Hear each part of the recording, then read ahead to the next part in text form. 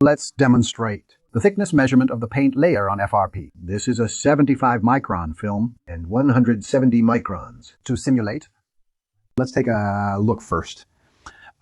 Let's measure the 70 micron one. Click to measure.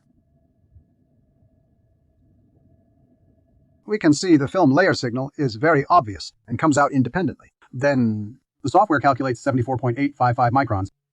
Okay, now clear it. Let's measure the 170 micron.